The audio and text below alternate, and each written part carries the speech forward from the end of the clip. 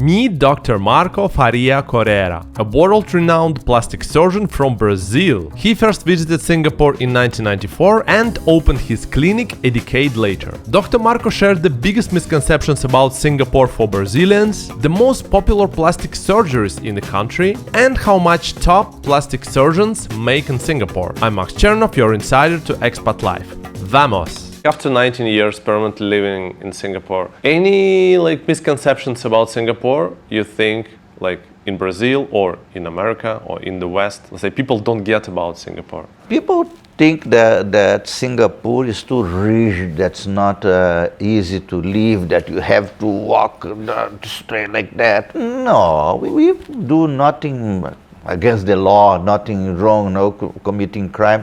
It's normal, absolutely normal. Even you feel more free living in a country that you know that everything works proper. I think the misconception is about that people think it's too tight, too rigid, no freedom to live in Singapore, and I don't feel like that, no. Yeah, actually I have friends who come visit me in Singapore, and they first time in Singapore, they're kind of afraid to cross the road.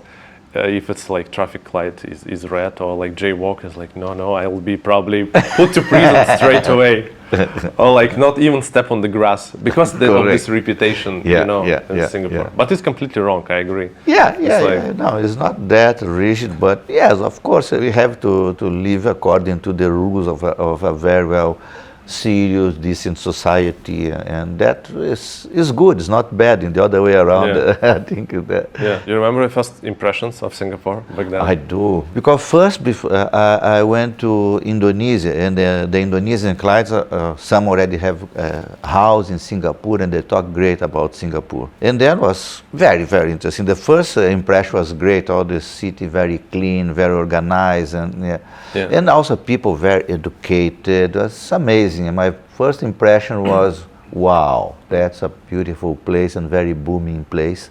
That was 94.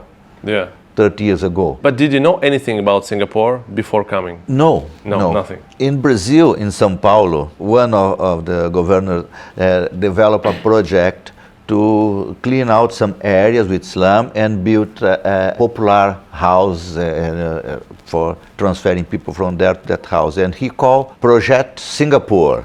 Then people in Brazil, they never heard about Singapore those days, only heard about that Project Singapore. And when later I came to Singapore, they thought that was a very poor place. They thought, because they connect to that place, the story. Then, before I didn't know about Singapore, and then I just heard also about this project there.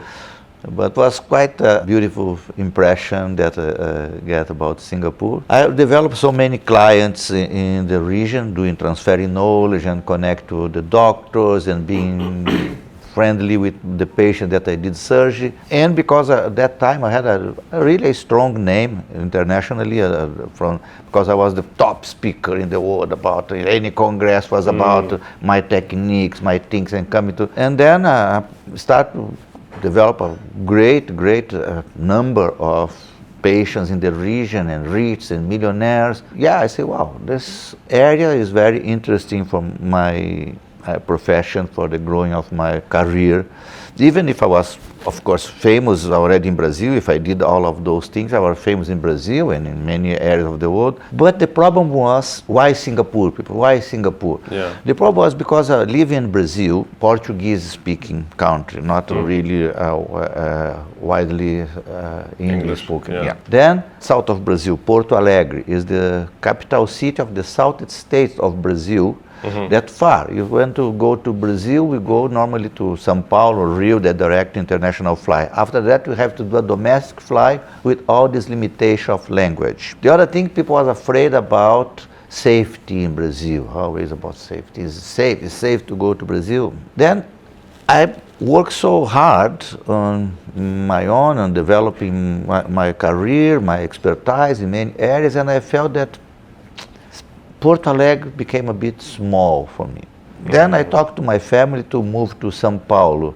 say, no, São Paulo, not nice. I say, then, but I need to move from Porto Alegre to a bigger city where all people can assess me. Because those days, people was fax, and they send me fax, and the fax want to operate with me. Yeah. I reply the fax, and many of them have the courage of going because of this limitation. Then I found that I need to find a well-located, geographically well-located, English-speaking and safe country to set myself. And Singapore had all of that. How Singapore changed through these 30 years after you first start visiting it? Singapore, yes, always growing. One of the change was about quota, let's say. Quota for the business, that was something that make a little bit more difficult sometimes running the company. Before we could just employ people and come. Yeah. But then quota to protect the local employment, that make a little bit harder for the companies to run, or for any restaurant, you don't have enough staff. That was one of the issues. That basically this. The rest, I think Singapore is the same, always being an expensive country, but with high quality in everything you do. I like very much when the Lee Kuan Yew was in power, that just even people feel more safe, more guided by a strong man that just tell what should do and the way of doing. And now we see Singapore have more voice and then have more debate about things. It's good, but I also like when there is someone very patriotic, very serious, strongly guiding the country, that make this small island growing that fast, because everything was clear. You see America, you see other countries that have 2 parties and 3 parties and 5 parties, and change from one party to another party. It goes halfway and goes halfway. You see the countries like have one strong leader, the way to just go straight. I'm not talking about dictator, but about a strong leader and basically stay in one hand, one party, and go in that direction. I think it's progressed well. That keep going like this.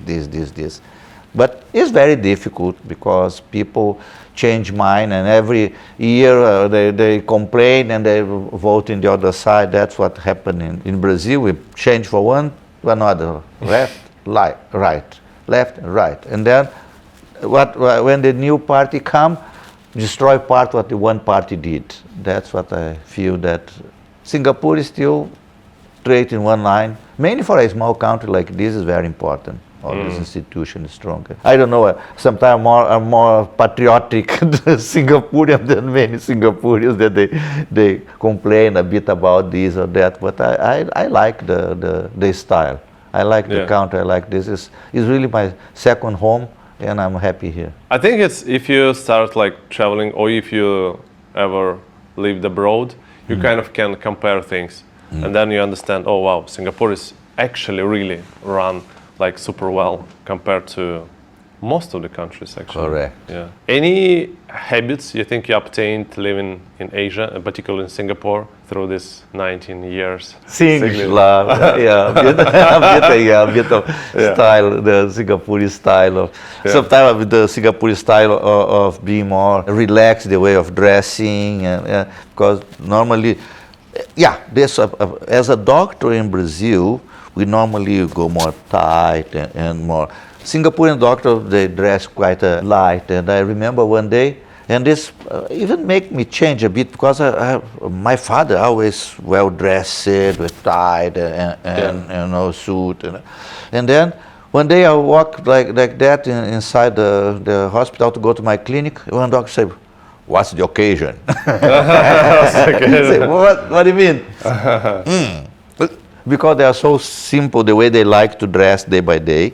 And then, what the occasion? I felt that, I'm out of this world here. I'm completely not in harmony with these things. Then the way I start to go into the clinic a little bit more relaxed, I put a white cloth there, and But I remember that before I used to come with tight and the way we do in Brazil. Okay. And this I changed a bit my way of dressing to be more accordingly to the things, don't feel like I don't belong to this place here, Yeah. What's the difference how people treat doctors in Singapore versus Brazil? Or what's the attitude towards doctors? They are respectful with the doctors here in Brazil also. Maybe in the other way around, how doctors treat patients here different from Brazil. Brazilians are a little bit more warmer and sometimes the patient goes, hi, kiss, and like that. Yeah. Here we are more,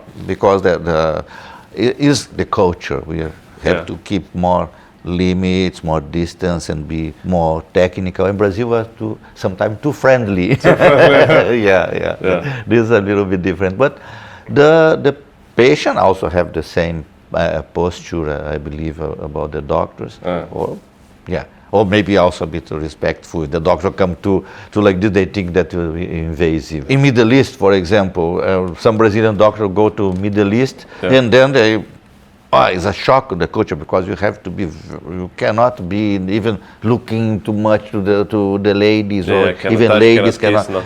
Then.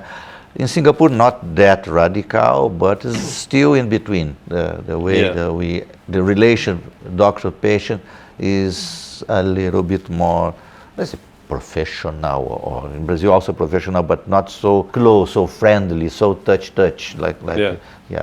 But do you make friends with some of your clients? Oh yeah. Many of my friends are my ex-patients, because they love my work. They are so happy with me that I become my friends. I have so many patients that my friends. Last week I went for one dinner in one of my patients' house, and then introduced other people. That's the beauty of Singapore. Also, the way grow our relation with this social event, and so many foreigners and locals being all together. It's been super nice. My group of friends in Singapore is huge group of friends, and all around the world, because people move in Singapore and move out of Singapore. I became much more international since I moved to Singapore. Regarding the market, like the plastic surgery in Singapore, what are the most popular surgeries here? In my area, that I'm a Caucasian, and very well know about tummy tuck, minimally invasive and complete tummy tuck, the thing that I do more is tummy tuck and mummy makeover. Around the world, the two more frequent popular operations are breast implants, breast augmentation, and liposuction, liposculpture. That I also do a lot here. But among the local population of Chinese, they are quite obsessed about the double eyelid. There's a very frequent double eyelid, and nose for Chinese is very popular. Different groups have different interests, but even among the Oriental, the Chinese, breast augmentation and liposuction is still the number one operation. So for the breast, normally the ladies want to increase the size? Increase, or at least refill, because after breastfeeding, sometimes it shrinks a bit and become a bit empty, and breast implant to augment, or fat grafting to augment is a good option comparing to lifting with scar, because it's always a relation between the envelope, let's say, and the content. If the envelope stretched by pregnancies or by the aging process, sometimes you need to tighten the envelope, that's called breast lifting. But if it's possible just to increase the volume, because not too big, increasing a bit the volume, and with this already have a nice result with minimal scars, it still is the preference. And for the liposuction, is it like, let's say you can remove, I don't know, 5 kg of fat. So it's basically, it's a cheat code for like not to go to gym. Is it? Or what's your approach? No. The correct indication is for people that not really overweight, obese, and have wrong fat distribution. It means even if you are skinny, you still have some pocket of fat here and there. That doesn't make you that beautiful, perfect body shape. That is the most correct way, and also depend on a very good tone, elastic skin that will remove the content, and the skin still can contract properly. But sometimes we can extend a bit this for a person that's a little bit overweight, and let's say the inner thigh touching too much, then difficult to do exercise, so they want to do inner thigh. Arms, men in Asia, they are really obsessed about arms. If you have a little bit fatty arm, they want to do some life in the arm. Then there is some limitation, and we still have a nice tony skin, okay. If already a bit hanging arm, then we need to do another kind of operation that cut and tighten the skin. Brazilian butt lift, a very popular one. You take the fat from the waist and some outer thigh and put in the butt, make that perky, nice shaped butt. Is a very popular procedure. That's one of my really frequent procedures I do. Singapore. Yeah. Is there a case sometimes that someone come to you and they want something, but you say no, it's not Oh good? yeah. What's the biggest, like, people don't understand, like, oh, I want this, but actually it's not suitable for them? Sometimes huge implant that I know that will not be good, and they insist in that thing that I feel that you damage the person for lifetime. Make a huge implant that you stretch too much the skin, cause stretch mark, and so I will, let's say, when journalists ask me if I have ever reject a patient, I say, reject a patient should not be the doctor position. I advise that's not the right thing to do. If I see that person is too out of this world, I can even advise to see a psychologist. This body dysmorphia, people are looking great and they don't see the thing. We have to, to be a decent doctor and to guide them properly, to advise them properly and protect them to go wrong. This is what I do every day, protecting them to go wrong, by running this comprehensive PowerPoint and show that, let's say, Dr. Mark, I want to have a liposuction in my stomach. Hello, you are not a case for liposuction. You have a big rectus diastase, a lot of redundant skin, stretch mark, the skin doesn't look good and is not really a skin with good elasticity. If I do liposuction in your stomach, it will be horrible. You are a case for tummy tuck. Then let's say that's this misconception or what we have to advise and do not do, and it's not the right indication. What's the most memorable case or most memorable operation that you had? I started my career doing microsurgery. That was the beginning of this microsurgery in the world, that used microscope to reattach it, arms, fingers, and I was a very young surgeon, just finished my residency, and I trained myself to do that. And there was a boy that lost his arm in the countryside. He was visiting his uncle, and they have a laundry, and put the arms inside, and it could remove a version of his arm, amputate his arm.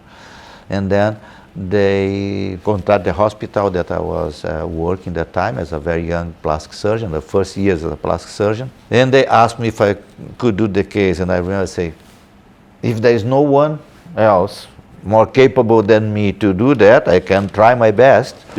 And I did a reimplantation of the arm of that boy. That was a complicated case. I need to take some veins to do some bridge to reconnect, because was by avulsion the was damaged, the thing. Was like a 9 hours operation, and was very successful, and was the first time that as a very young plastic surgeon I shine. I was in all newspapers and big magazines in Brazil, because of quite the beginning of this kind of operation back to 1980s. And then there's a very memorable case, because that one really make me from a brand new plastic surgeon, straight away a famous plastic surgeon inside my country, and that one also give me prestige, and the hospital invest on me, and then I got a scholarship to refine myself in Japan. That case was a really something amazing that happened to my life and for the boy life, that now is a man that have the arms working well.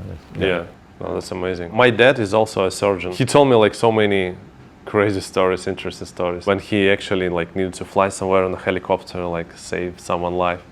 It's like Crazy. And I know that some surgeons from like general practice surgeons, they switch to plastic surgeons, right? Yeah. But for you, that was not the case. You started. No, I start with plastic surgery, but more at the early stage I was focused in reconstructive microsurgery. Yeah, because I felt that was, I don't know, I always like difficult things in my life. I always like challenges in my life. Yeah. And then was a very challenging thing, because before we have the idea that if you cut a nerve, never can function anymore. And then microsurgery start reconnecting the nerve and giving movement for the things. And reconnecting small amputated fingers and so. Then when I was doing my residency in general surgery, I still didn't know exactly which area I go. I just knew that I want to be a surgeon. And then when I started learning more about microsurgery, I dedicated to that, and was the first thing. But then, after going to Japan, I saw a nice story. I learned from the Japanese. That was a cultural shocking thing from Brazil to Japan in terms of technology those days. Then everything already automatic, the flushing, the toilet, and everything. In Brazil, we are technologically behind. Yeah. And then I started noting the Japanese way of doing things, of perfecting things, of improving things. Atone, anone, muzukashi desu ne, omoshiroi desu ne. Try to understand and how to improve things. And that kind of thing became on me. Then back to Brazil in 1989, that I start seeing some result of this mini tummy tuck, and I start doing like the Japanese. There's something wrong here in this technique. How to improve this? What is wrong here? Interesting, difficult, but we have moshiroi desu, muzukashi desu ne, etone, anone, all those things in my mind, and I start doing, because when I saw the guy doing the tea ceremony, there was, what, this guy 30 years studying to prepare a tea, please. Then I saw that was the way, step by step, perfecting, improving. Not just take the tea and serve one cup, then the other cup, then this one is thin, the other one is very thick. The way he did was very equal. Then, following that kind of step by step perfecting the thing, I redesigned this technique of mini tummy tuck. And then after that, to improve that, I introduced the endoscopic method. And after that, to improve this, I introduced the robotic method. It's all a consequence maybe of that first operation that drove me to Japan at the end to perfect my microsurgery technique. And that the culture of Japan shaped me in terms of let's make things better, more perfect, how to improve, how to make it better. Do you think you will stop at some point? You'll want to retire eventually, or no? Only if I feel that I'm not safe for my patient. I feel that I already get, I don't know, my hands, because my hands feel very steady, very good, and I can still work like I did this week. 8 hours operation, 7 hours operation. I have a lot of energy and passion for what I do. Then I don't feel like stopping doing it. Okay. Yeah. As far and the return of this, that the patient so happy, so thankful, that make my life also.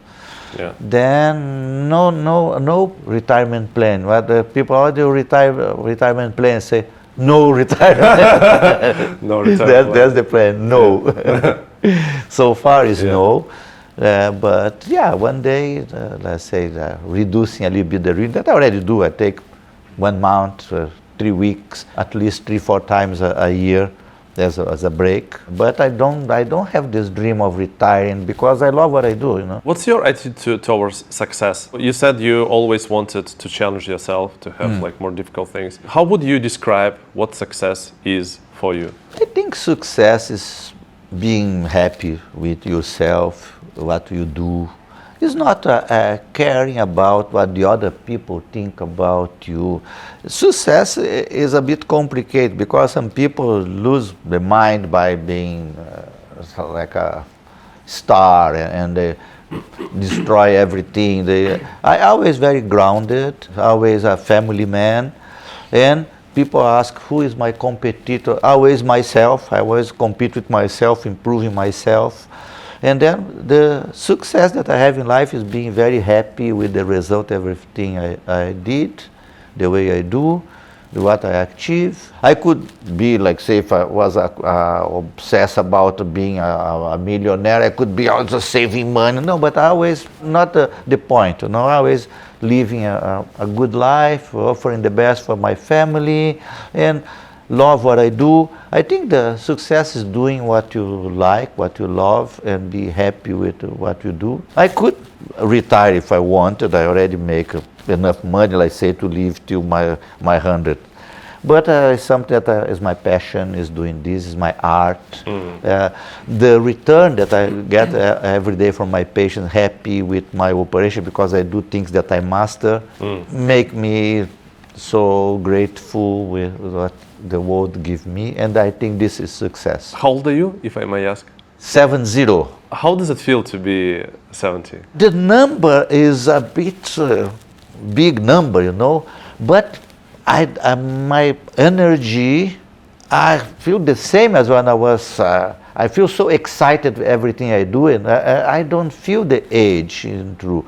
I don't feel the age when I'm working, I don't feel the age in my daily things. I feel so energetic. I feel just the number that sometimes I don't believe this number, you know.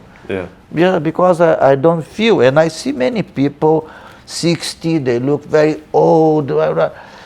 At the end, the number is a number, but your energy, you really, I care about my health. I eat proper, I do light exercise, and I do always stretching. I told you 3-4 times a week I go for my walk and stretching and Pilates. Then I feel very energetic, I feel very good. I don't feel the age. My friends are, most of them, much younger than me, and they cannot take me, you know. The party, they already sleep in the chair, and I'm still partying. And you're still dancing. Dancing, yeah. Right.